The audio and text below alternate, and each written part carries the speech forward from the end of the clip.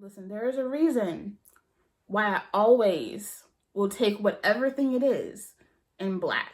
And that's because we always do it right.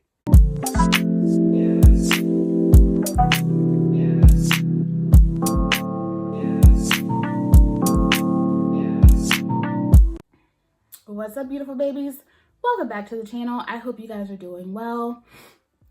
If you're not caught up, make sure you go back and check out my 10 before the end. She was a very delusional TBR. Am I gonna finish all those books? Probably not.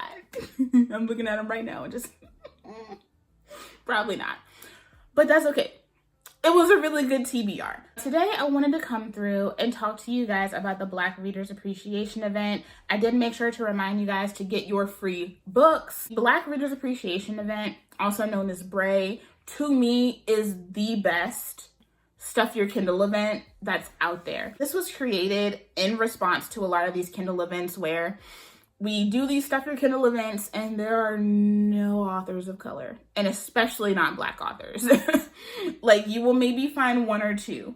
And don't get me wrong, I load up because I read everybody, but at the end of the day, I am a Black woman and I do want to find my people, right?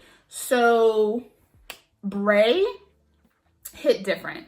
Last year, bray was partially responsible for why I just never returned to this platform after like the 1st of November, because I got my bray books and I was tapped in and I couldn't put them down. So I was itching for the event this year. Bray does not just focus on books in the romance category. We have everything. We have romance, we have erotica, we have fantasy, urban, like all the genres are covered. Even some YA and kids thrown in there as well as free audiobooks thrown in. So this event was everything, and I just spent like from the 5th through the 8th literally just going back, looking to see what new was added, looking to see if I changed my mind on any things I wanted to add. And I got 166 books in total. 166 and one audiobook. I only paid for one, and that one book that I paid for was 99 cents. I cleaned up. Obviously, I'm not going to go through all 166 books that I picked up during this event. We would be here for like a day. What I am going to do is talk to you guys about the books I've already read, some of my most highly anticipated reads, and then also I'm just going to give you guys a little look through of my bray 2025 collection. If you're interested in hearing about all of the great things that happened for me during the bray event this year, then just keep watching. Let's go ahead and talk about what I have read so far. I have read 5 books that I picked up in total already. All of these were novellas, so they were like super duper short. I think only one of them was over 150 pages. All of them are really good. The first one is my top recommendation. This was a 5-star read for me. This is Summer Rain by Clovercade. When I tell you guys, this was the most sensual, intimate, impressive erotic short that I have ever read. I have never read an erotic short that expressed such intimacy while also like giving this sense of comfort and leisure. I'm a young woman who is clearly in her soft girl era. She is at home lathering herself up in her favorite lotions, putting on her favorite outfit, going out, going to the farmer's market, getting her stuff, and she comes home and it is pouring down torrential rain. And there is a man at her door with a package, right? Of course, she sees this man and she is just like, "You kind of fine." She feels an immediate drawing connection to him. And right before she sends him off into the rain, she says, "Why don't you come in and dry off?" And that's where the story begins, because he comes in and dries off and they spend that entire time hunching. And y'all, that was some of the most personal sex that I've ever read in my life. I felt like I needed to give them a minute. I was like, do y'all need the room? It was such a beautiful story. It was very intimate. There was something that was obviously very hot and sensual about it, but still very cozy. If you need something that is just short, yummy, and to the point, but also something that's going to give you some feels as well, definitely check out Summer Rain by Clovercade. Then I worked on Sweetest Taste of Sin with My Ex's Daddy by Mona Leah. This is Blair and Kylo's story. Apparently there are more of these books by other authors, so I do want to read the other ones too. This one was wild. So we have our main character, Blair. Blair is a working nurse. She is engaged and she's happy. Like, she thinks everything is good in her world. She's working hard, trying to keep everything together with her and her man. And she gets home and she finds his personal bits in her best friend's mouth. And finds out that her best friend and her fiance have been having an affair for some time. And she's just like, yeah, I don't need any of this shit. I am out. That night, her friends come over and do the things that friends do. They're drinking, they're having a good time and consoling each other, and they decide they're going to go out to this club. They don't want the usual scene. They don't want to, like really ball out or anything. They want something a little bit more easy on the mind. So they go to this jazz club. And of course, there's a bunch of old heads there. We'd expect a bunch of old heads to be there, but what she doesn't expect is to run into Kylo. Kylo is like, he's the definition of the silver fox you want to have, He is built, he is stacked, and he is just like this sweet Southern gentleman, right? And he immediately is just enamored with Blair. But what Blair and Kylo don't know is that Blair, her ex-fiance is actually his son that he's been estranged from for a while. He is a widower, and since the death of his wife, he and his son just have not been on good terms. So he's never had the opportunity to meet his fiance. So, I mean, how likely is it that you end up falling for your son's ex? And boy, do they fall hard. I love how even with this being like 160 something pages, like they took their time. They didn't just dive into it. Like they really took their time to make sure that they were both ready to move on with their lives. And it was a great story. I felt like the end was just a little rushed, obviously, because it is a novella. But it did still kind of leave me wanting to know more about these characters and possibly see like something else. Like I would love like a really good holiday short with Blair and Kylo. It was really good. I would give it like a 3.75. It was a really great short. And then the last one, I was excited to read this and it ended up not being very great at all. So the book is Clock It by Angel Gonzalez. So I ended up reading book 1 on KU, and then book 2 and 3 were up for free during the Bray event. And Clock It follows a midnight ballerina named Sin. And she is in some shit, okay? She is in kind of like a contrived situation with a man that she's been seeing for a while, and his wife, who was also the owner of the club that she works at.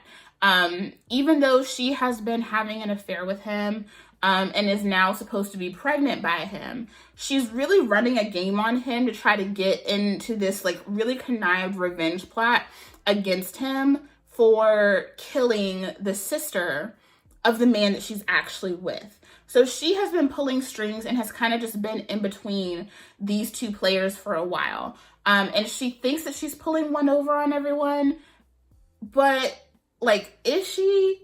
Not only is she like trying to run this game, but she's like falling in love with motherfuckers that she really shouldn't be falling in love with. Like it's a whole thing. Now, I will say, I did enjoy book 1. It did have its flaws in that the way that it was written almost kind of felt like an extra long prologue as opposed to just like carrying me through the story. I had some issues with that, but overall, like the book itself, I enjoyed. And then I got to the end and I was like, these plot twists are crazy. Like this is wild. And then we got to book 2 and I was like, I know you fucking lying. It was beyond just like a few things that I would change with the writing style. It was just a complete lack of formatting, a complete lack of editing. There were several times where actual dialogue, instead of being written like dialogue in quotations, it was written like a chain of text messages. And then eventually, like, not even the dialogue was written like it was a chain of text messages. Like, everything was written like it was a chain of text messages. It was weird. And I'm like, as an author, you should be able to establish who was speaking without putting sin, semicolon. You get what I'm saying? On top of that, there were such wide gaping plot holes that it fully unraveled anything of substance that was in book one. It was not good, y'all. On top of that, we have a character that is supposed to be from Texas, and the way that she writes his speech, to me as a Southern woman, is egregious. I have this issue with a lot of authors, as well as some narrators. The way that y'all portray people, especially Black people from the South sometimes, is an issue, and some of you should not be writing Southern Black characters. Like, it just, some of you shouldn't. And if you are, you need some sensitivity readers, because the way that y'all write us, or the way that y'all mimic us when you're doing narration. So sadly, it went from book one being like a solid 3-star to book 2 and 3. I didn't even have the heart to rate them. But I did want to warn y'all as readers. It just went all downhill from there. Sad, because I was really, really excited about these. I feel like with at least book one, if you wanted to get into book one, if you like the show Beauty in Black on Netflix, I think that you will really enjoy the plot lines and clock it. But outside of that, like, it just really fell apart.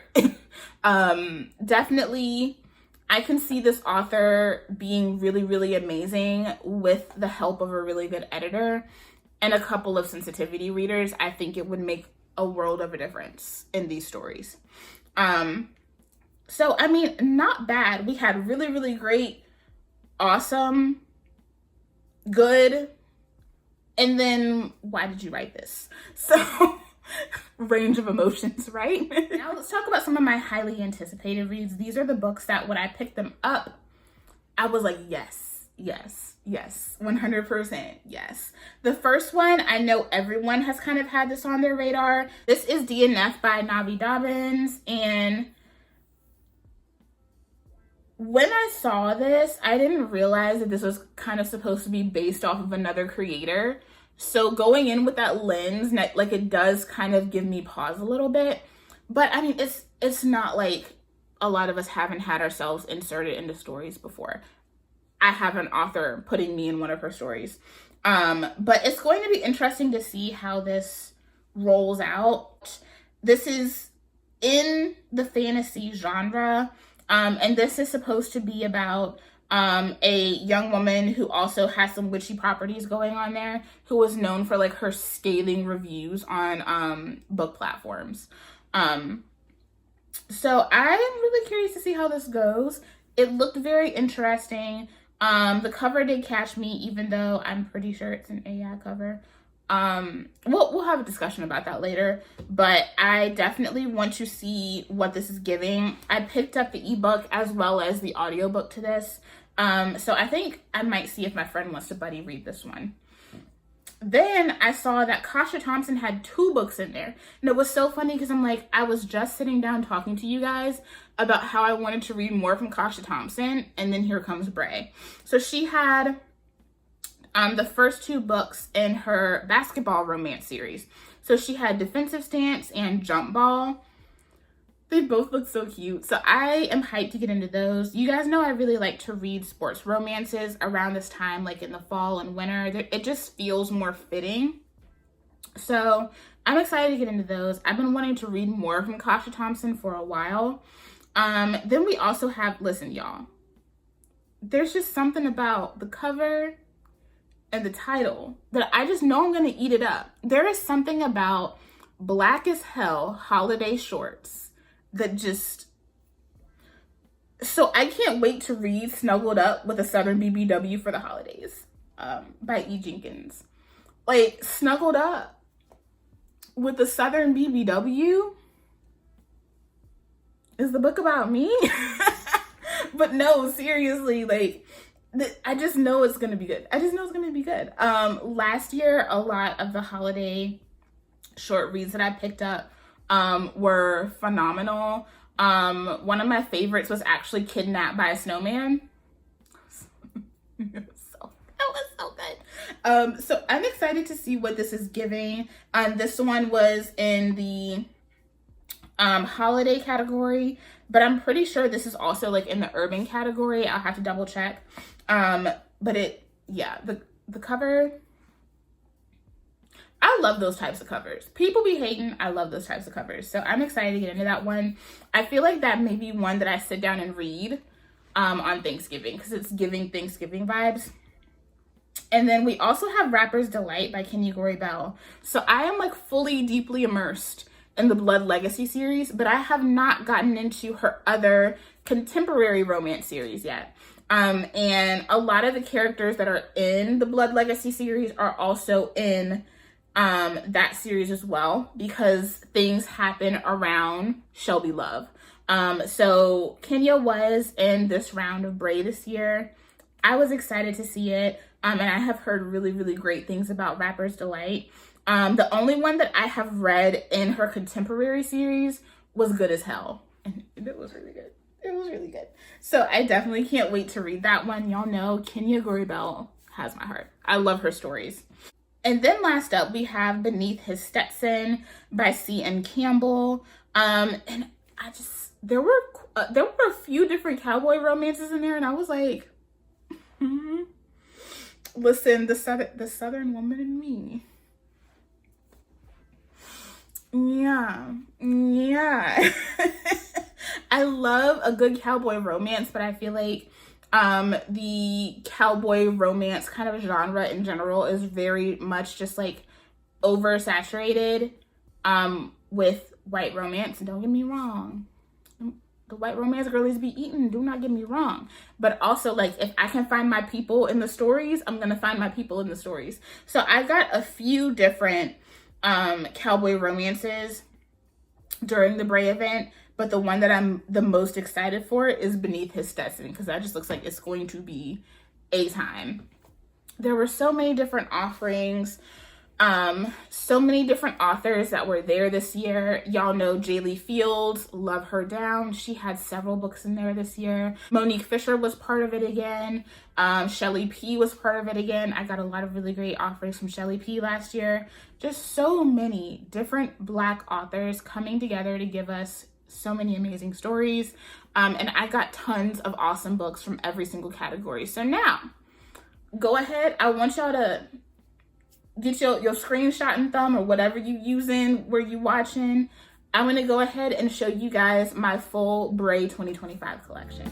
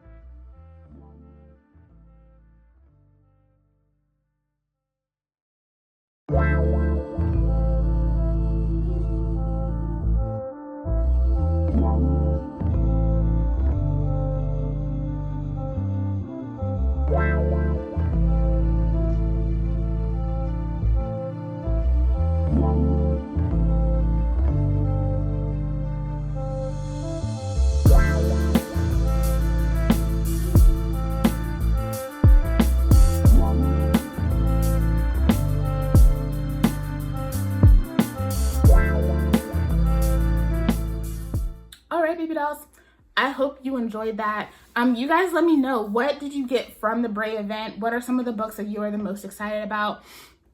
Literally, me and my friends just spent like that whole week just like deep in the Bray website talking about different books, and we're still reading those books together. I feel like we're going to be doing that pretty much for the rest of the year. I love it. The excitement in the Black reader community when Bray pops up is just palpable. It's such a good time. It's such a positive time. And it is such a great opportunity to get into new Black authors that you may not have checked out before. I had so many new favorites. So yeah, if you missed out this year, don't do it again. If you missed out, make sure you are tapped in to whatever is coming next year. This is basically going to be a highly anticipated time for me. Every single year I'm going to be waiting for Bray because I love supporting Black authors. And if you were able to pick up some free books from Bray, make sure you are leaving those reviews. We are so thankful for those authors who put in all of that hard work and provide their books to us for free. Make sure you are leaving reviews so we can help those authors out and make this a full circle experience for them too. So yeah, I hope you guys enjoyed this video. Y'all, again, let me know what you picked up from Bray. What are some of your favorites? And if you have any recs for me, I love y'all. And I will see you in the next video.